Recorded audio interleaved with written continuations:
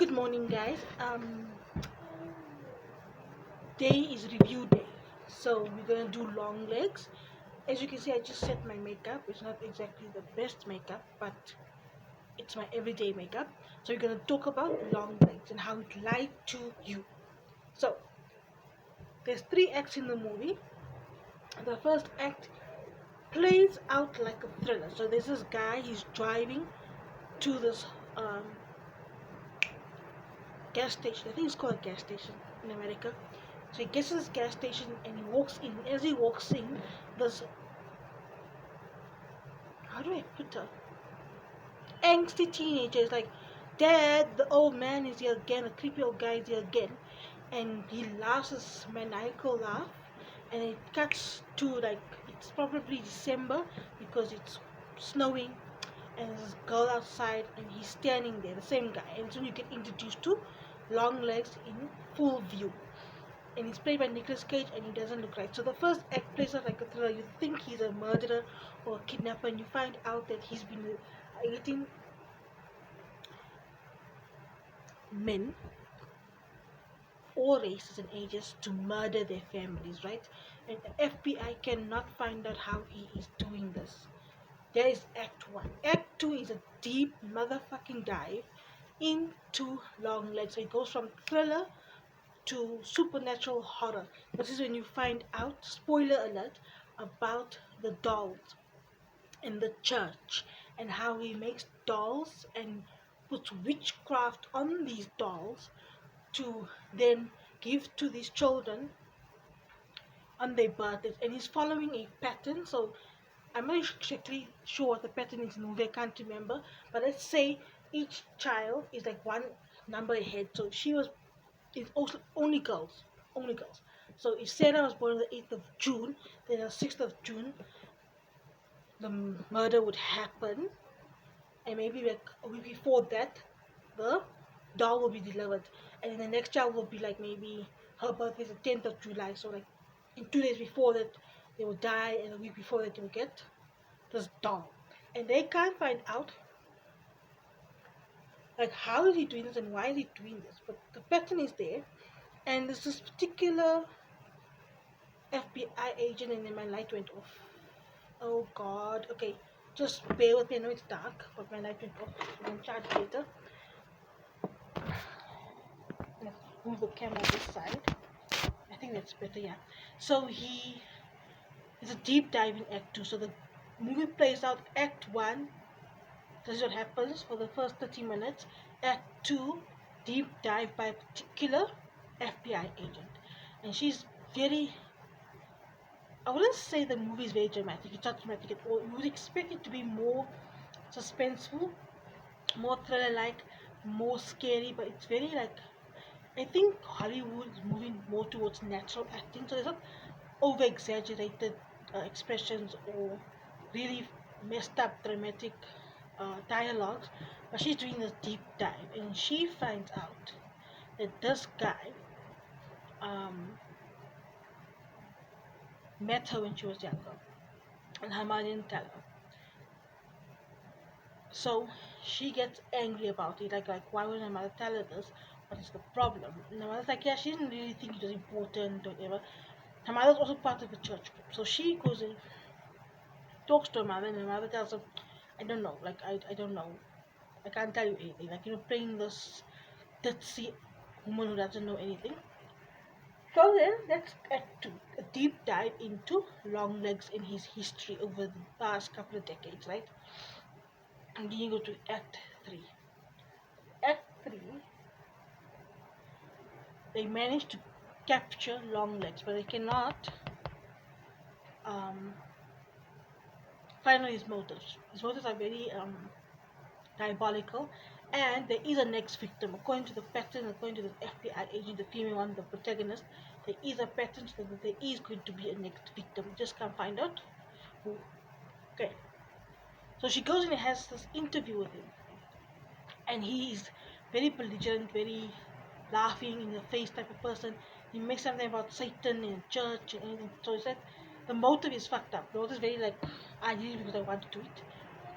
Where the movie comes in, okay, they found out about the dolls, and she finds out her mother to save her family help this man to deliver these dolls that would mess with the father's minds.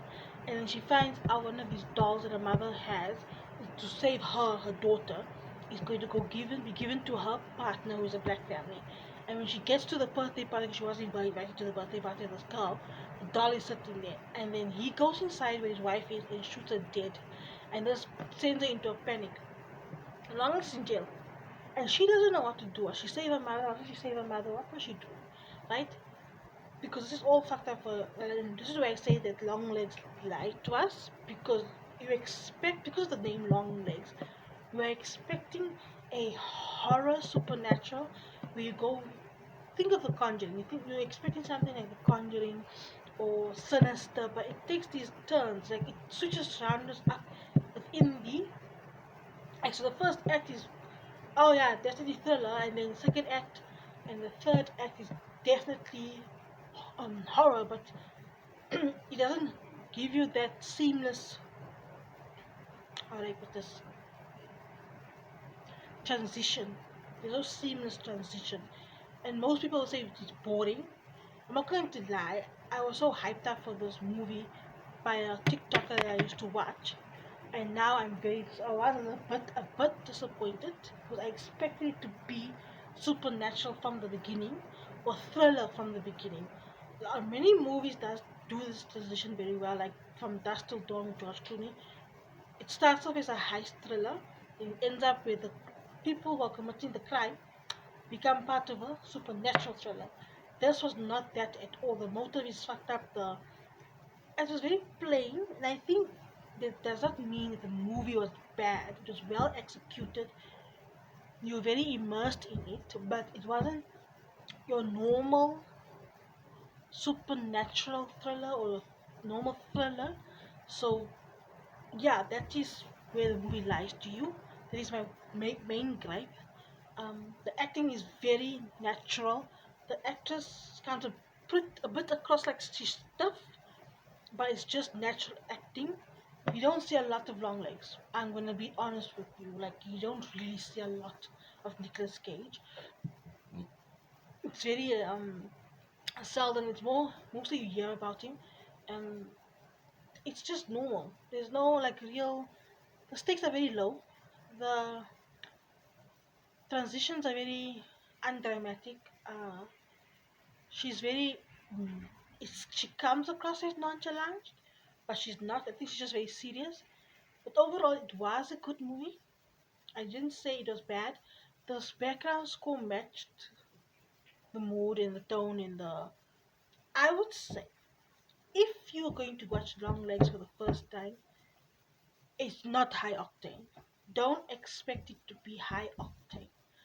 It is a very slow burn, and I think it's mostly done to mess with your mind and to like really poke at religion and how people view religion and the stupidity or the stupid ideologies people have towards religion, that they can use religion in a bad way. So they can take the Bible and make it satanic so that they can destroy people. This movie is telling you that this person is evil because he wants to be evil, and so you don't really invest in the movie because most villains, you have to understand that if it was you in their situation, you probably would have done the same thing. But with long legs, that doesn't appear to be the case. So there's no relatability. You can't say, oh, if I was long legs, I would do the same thing because there's no backstory, there's no real motivation. Besides, I just want to do it. Doing things for fun doesn't really appeal to people, especially movies and books and music. It has to be motivation, whether it's small motivation, a large motivation, a damaging motivation, a positive, whatever motivation is, we have to resonate with it as the audience. So I think maybe that's why it came across as boring. So you don't really actually care about the characters that much because there's no relatability. You actually know you're watching a movie. Like with other movies, you can feel immersed. Like you can get actually scared from jump scares, and you can actually root for someone, or you can actually play down someone. So I particularly, because I'm used to high octane supernatural thrillers and stuff, I would give it a 4.5 star out of 10. But if you like slow burners, if you like to know that you're watching a movie, and if you like movies where there is no relatability towards you and your life and the people you know and the world you live in, it's a perfect movie for you. But for someone who is enjoying high octane, I'm just warning you that yeah, it's not that much of a thriller, not much of a roller coaster ride. So it's up to you. But the review is this: good acting, slow burner, switches up genres in between. The transition between the two genres is not very good, or not very it's not done seamlessly. Like you're not, there's no investment from the audience, and the acting looks stiff, but it's not. There doesn't much of Nicolas Cage in the movie. You hear more about when you see him. The motivation for his crime is psychotic. I think the only thing you relate to is the mother, because she did what she did to make sure that her daughter didn't die on her 8th or 9th birthday. So that I think can be relatable. Not gonna lie, I did get distracted throughout the movie. So there's a lot of bits and pieces I don't remember, and I don't actually remember the end. I think I fell asleep halfway through. Not halfway through, but towards the end, I had conked out. So I can't really tell what happened at the end. And I didn't really have the compunction to go back and watch it again, so I just left it. But if you like me, you're going to fall asleep. You're going to get bored. You're going to get distracted. But if you like these type of films that rather mess with your mind than mess with your senses, Longlegs is a perfect film for you. So I think the rain stopped. I apologize for the rain being inside the video. Can't help that. And I'm also sorry that the light died out. If that's okay with you. So I would suggest, even if you don't like slow burners, you should watch it. I think varying our palette taste within certain subgenres and genres can be very good for critical thinking and media literacy, and can also open us up to more possibilities and more ideologies so that we can have more content and more entertainment and stuff. But just go into it knowing that it's not very high octane, it's not very high paced, there's little to no investment needed or required from the audience. This movie was made for the sake of making this movie to mess with your mind. That is it. But it doesn't really mess with your mind, but it does mess with your mind with the genre switch up and the slow burning. So please don't forget to like, subscribe, share, comment, and help me get to 1,000 subscribers so I can monetize this channel. Bye bye.